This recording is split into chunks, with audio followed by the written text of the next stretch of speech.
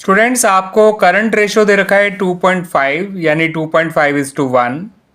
Working capital दे रखा है ₹1,50,000 और आपको निकालना है करंट रेशियो। तो बच्चों आपको करंट रेशियो नहीं निकालना बच्चों, आपको निकालना है current assets and current liabilities, क्योंकि करंट रेशियो तो आपको क्वेश्चन में ही गिवन है। ठीक है बच्चों, तो current assets and current liabilities कैसे निकाला जाएगा उसको समझिए।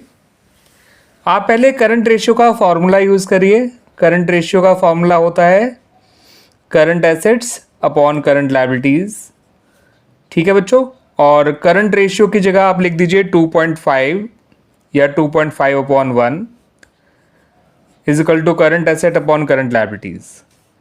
यहाँ पर आप करंट एसेट को करंट लायबिलिटीज़ की फॉर्म में निकाल लीजिए। ये आ गया current asset is equal to 2.5 current liabilities. अब वर्किंग कैपिटल का फॉर्मूला यूज़ करिए, current asset minus current liabilities. Working capital की जगह 1,50,000 डाल दीजिए, करंट एसेट की जगह 2.5 करंट लायबिलिटीज़ डाल दीजिए, minus current liabilities. 2.5 current liability में से करंट लायबिलिटी माइनस करेंगे तो 1.5 करंट लायबिलिटी आ जाएगा। जैसे कि 2.5x में से आप x माइनस करेंगे तो बचेगा 1.5x। उसी तरह से 2.5 करंट लायबिलिटीज़ में से आप करंट लायबिलिटीज़ माइनस करेंगे तो आंसर आएगा 1.5 करंट लायबिलिटीज़। ठीक है, इज इक्वल टू 1,50,000। अब करंट लायबिलिटी निकालना है तो 1,50,000 को 1.5 से डिवाइड कर दीजिए। एग्जैक्टली आपका करंट लायबिलिटीज़ आ जाएगा ₹1,00,000।